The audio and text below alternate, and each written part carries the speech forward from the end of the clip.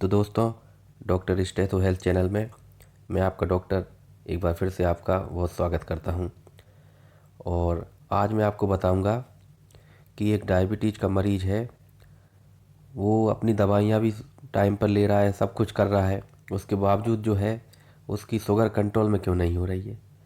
आखिर क्या ऐसी वजह है। तो ऐसी टोटल 10 वजहों के बारे में आज हम पढ़ेंगे कि कौन कौन सी ऐसी 10 वजह हैं जिनकी वजह से कि उसकी शुगर कंट्रोल नहीं हो पा रही है, और फिर क्या वो ऐसे उपाय करे कि उसकी शुगर कंट्रोल हो जाए। तो इसी के बारे में आज इस वीडियो में मैं बताऊंगा। तो इसको अंत तक देखना आप, तब जाके आपको समझ में आएगा कि क्या क्या गलतियां कर रहे हैं आप, जिसकी वजह से शुगर जो है कंट्रोल में नहीं हो पा रही है। पहला पॉइंट है कि देखिए, और एक चीज़ और बता दूं कि शुगर बढ़े रहने के क्या नुकसान हो सकते हैं। अगर जो है लंबे समय तक किसी व्यक्ति की, एक व्यक्ति जिसको डायबिटीज़ है और उसकी शुगर कंट्रोल में नहीं है, तो उसको क्या क्या बीमारियां हो सकती हैं। तो देखिए स्लाइड में, उसको जो है एक तो सबसे जो मेन चीज़ है, उसकी किडनी ख़राब हो जाएगी, यानी कि धीरे धीरे उसको किडनी की समस्या आने लगेगी, जिसको हम बोलेंगे डायबिटिक नेफ्रोपैथी। ठीक, उसकी क्योंकि होगा क्या कि जब ब्लड में शुगर लेवल हाई रहेगा, तो ऐसी ब्लड में जब जो शुगर लेवल हाई रहेगा तो वो शुगर खून में ही घूमती रहेगी और फाइनली फिर उसको पेशाब के रास्ते बाहर निकाल दिया जाएगा। तो इस तरह से जो है किडनी भी उस शुगर को बार बार छान छान के डैमेज हो जाती है, डायबिटिक नेफ्रोपैथी। फिर डायबिटिक कार्डियोमायोपैथी, ये बड़ी खतरनाक बीमारी है। इसमें होता क्या है कि जो डायबिटीज़ का मरीज है, जिसको लंबे समय से डायबिटीज़ है, उसकी हार्ट की मसल्स, जिसको हम मायोकार्डियम बोलते हैं मसल लेयर को, तो जो हार्ट की मसल्स हैं वो कमज़ोर हो जाती हैं। और इसके अलावा उस व्यक्ति को आँखों की रोशनी कम होना, यानी कि उसमें डायबिटिक रेटिनोपैथी होती है, यानी कि उसकी रेटिना डैमेज होने लगती है, धीरे धीरे उसकी आँखों की रोशनी कम होने लगती है, धुंधला दिखाई देने लगता है व्यक्ति को। फिर जब लगातार शुगर हाई रहे, तो ऐसी व्यक्ति जिसकी की शुगर हाई बनी हुई है, ऐसे व्यक्ति में खून के थक्के बनने लगते हैं, और इस वजह से उसको हार्ट अटैक, स्ट्रोक जैसी समस्या हो सकती है। और साथ में अगर किसी व्यक्ति को बहुत ज़्यादा लंबे समय तक शुगर की बीमारी है और उसकी शुगर कंट्रोल में नहीं है, तो ऐसे व्यक्ति को कि जो नसें होती हैं पैरों की खास तौर पे, उनमें खराबी आने लगती है, यानी कि उसको महसूस ही नहीं होता। पैर में उसको चोट भी लग जाएगी लेकिन उसको कोई दर्द महसूस ही नहीं होगा। कई बार तो जो है ऑटोनोमिक न्यूरोपैथी हो जाती है, जिसकी वजह से हार्ट अटैक होता है डायबिटीज़ के मरीज को, लेकिन उसको सीने में कोई दर्द ही नहीं होता, उसको लगता ही नहीं है कि उसको हार्ट अटैक हो गया। तो ये बीमारी, इसको हम बोलते हैं डायबिटिक न्यूरोपैथी, यानी नसों की खराबी है ये। फिर जो पैर के जो पंजे होते हैं उनमें छोटे छोटे घाव होने लगते हैं, अल्सर होने लगते हैं।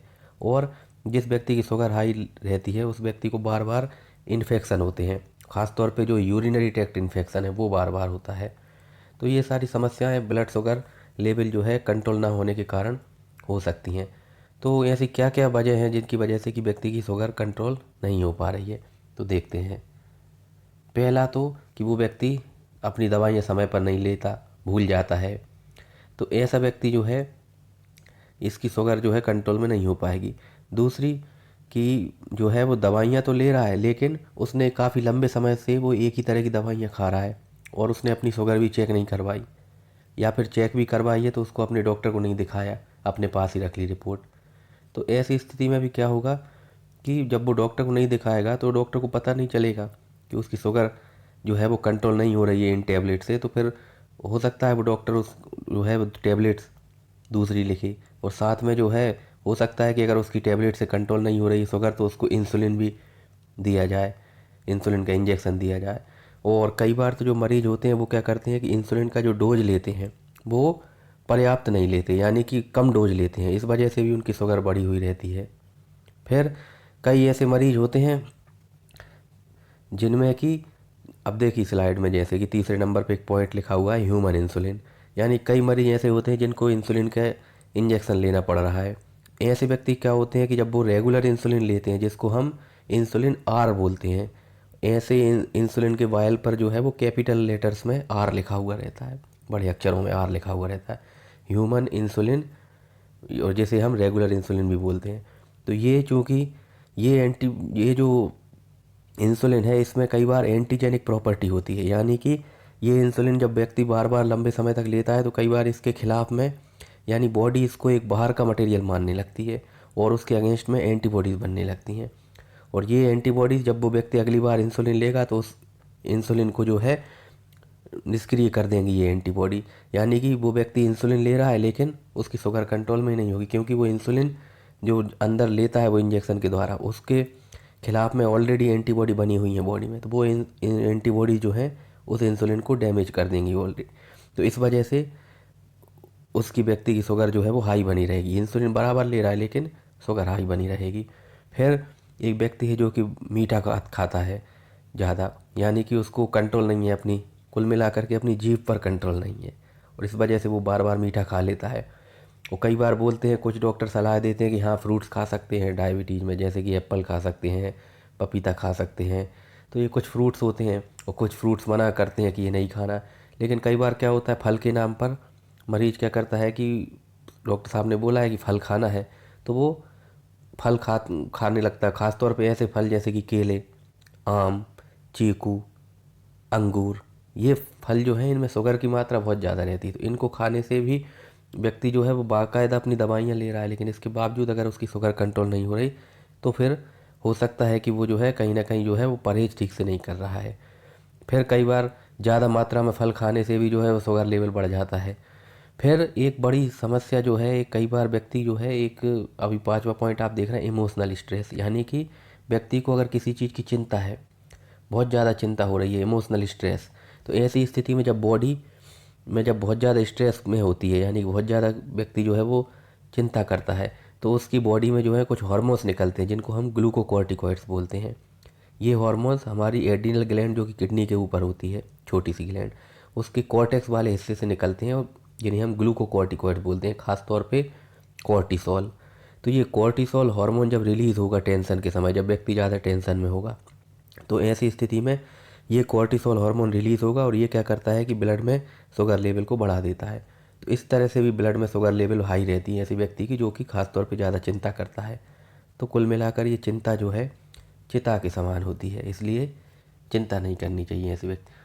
फिर कई बार क्या होता है कि बॉडी में इन्फेक्शन हो गया, बहुत ज़्यादा इन्फेक्शन हो जाता है, तो ये भी एक तरह से स्ट्रेस की कंडीशन है। बॉडी इस समय स्ट्रेस में होती है, तनाव में होती है, और ऐसी स्थिति में भी ग्लूकोकॉर्टिकॉइड्स रिलीज होते हैं, कॉर्टिसोल, और इसकी वजह से ब्लड शुगर हाई रहती है। फिर कई बार क्या होता है कि कई बार जो डायबिटीज़ का मरीज होता है उसको साथ में और बीमारी भी होती है, जैसे कि अस्थमा की बीमारी हुई, कुछ किसी चीज़ से एलर्जी होती है, सीओपीडी की बीमारी हुई। तो ऐसी स्थिति में डॉक्टर उस मरीज को जो है स्टीरॉयड दवाइयाँ लिखता है। और कई बार क्या होता है कि मरीज बताना भूल जाता है डॉक्टर को कि मुझे डायबिटीज़ भी है और मैं डायबिटीज़ की दवाइयाँ भी लेता हूँ, तो गलती से जो है वो डॉक्टर स्टीरॉयड दवाइयाँ दे देता है इन्फ्लामेशन को कम करने के लिए।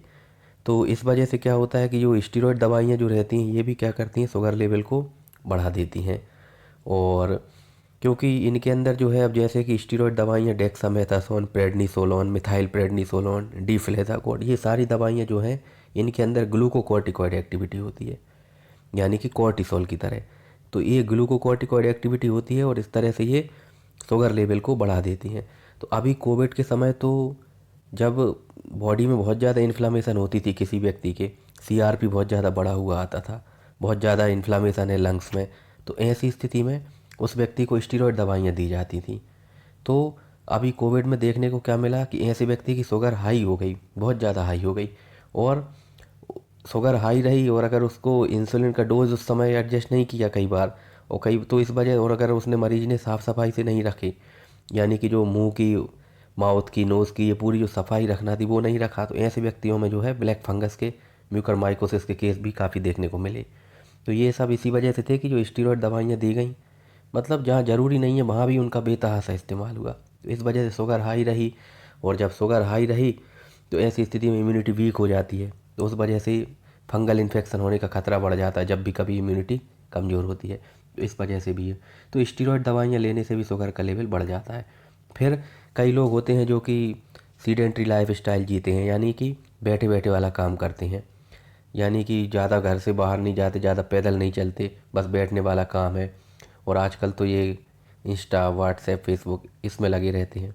तो ऐसे व्यक्ति जो है एक ही जगह पे बैठे रहते हैं लंबे समय तक, इस वजह से उनका वजन बढ़ने लगता है। और जिन व्यक्तियों का वजन बढ़ता है उनमें इंसुलिन रेजिस्टेंस आने लगती है, यानी कि जो इंसुलिन इंसुलिन बराबर बन रहा है शरीर में, लेकिन शरीर की कोशिकाएं उस इंसुलिन को नहीं पहचानती, और इस वजह से जो शुगर की जो मूवमेंट होना चाहिए, यानी ब्लड में से उसको सारी सेल्स के अंदर जाना चाहिए, शरीर की कोशिकाओं के अंदर जाना चाहिए, वो ग्लूकोज नहीं जा पाता है कोशिकाओं के अंदर, और इस वजह से खून में ही घूमता रहेगा। तो ये भी एक कारण हो सकता है कि शुगर हाई रहने का। फिर कई बार क्या होता है कि कोई मरीज का जो है वो कोई मित्र होता है, वो उसको बता देता है कि मैं तो फलां चूर्ण खा रहा हूँ, तुम भी वो चूर्ण खाओ, उससे तुम्हारी शुगर कंट्रोल में हो जाएगी। या फिर कोई किसी पेड़ की पत्ती खाओ तो उससे शुगर कंट्रोल में हो जाएगी। तो ऐसा व्यक्ति क्या करता है, उसको चूँकि डर भी रहता है कि मैं इतने लंबे समय से गोलियाँ खा रहा हूँ शुगर की, तो कहीं ऐसा ना हो मेरी किडनी लीवर ख़राब ना हो जाए, तो इस वजह से वो क्या करता है, बातों में आ जाता है और वो चूर्ण वगैरह ये सब लेने लगता है और दवाइयाँ बंद कर देता है। तो इस वजह से भी उसकी शुगर बहुत हाई हो जाती है।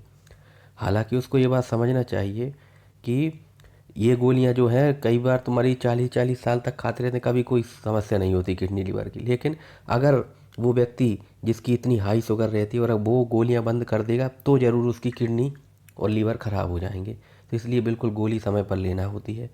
तो ये एक कारण हो गया कि दवाइयाँ बंद कर दी। फिर कई बार क्या होता है कि शुगर की गोलियां डोज बढ़ा रहे हैं, उसके बावजूद भी जो है डॉक्टर को दिखाया, उसने डोज बढ़ाया डॉक्टर ने, उसके बावजूद भी शुगर कंट्रोल में नहीं हो रही। तो ऐसी स्थिति में फिर डॉक्टर सलाह देता है कि आपको इंसुलिन का इंजेक्शन शुरू करना पड़ेगा। लेकिन अब चूंकि इंजेक्शन का डर रहता है कि कौन रोज़ रोज़ लगाएगा, कैसे लगाना है, लगाना भी नहीं आता, तो इससे डर के मरीज बोलता है कि नहीं आप तो गोली ही लिख दो। तो फाइनली वो होता क्या है कि वो गोलियाँ खाता रहता है और इन गोलियों से उसकी शुगर कंट्रोल में होती नहीं है। तो ये भी एक बड़ा कारण है कि इस वजह से भी शुगर कंट्रोल में नहीं होती। तो ये सारी टोटल जो है मैंने 10 वजह बताई हैं जिनकी वजह से शुगर बढ़ी हुई रहती है। और फिर शुगर बढ़ी हुई रहने से किडनी लीवर आँखों पे, किडनी पे ये सब असर पड़ता है, इस पे नर्व्स ख़राब हो जाती हैं, किडनी में समस्या आने लगती है। तो ये सारी समस्याएं diabetic nephropathy, diabetic retinopathy, diabetic neuropathy, diabetic cardiomyopathy, ये सारी समस्याएं आने लगती हैं। तो इन सब से बचना है तो शुगर को कंट्रोल में रखना है, यही जो है मूल मंत्र है। तो दोस्तों, अगर आपको वीडियो पसंद आया हो तो इस वीडियो को लाइक करें और चैनल को सब्सक्राइब करें।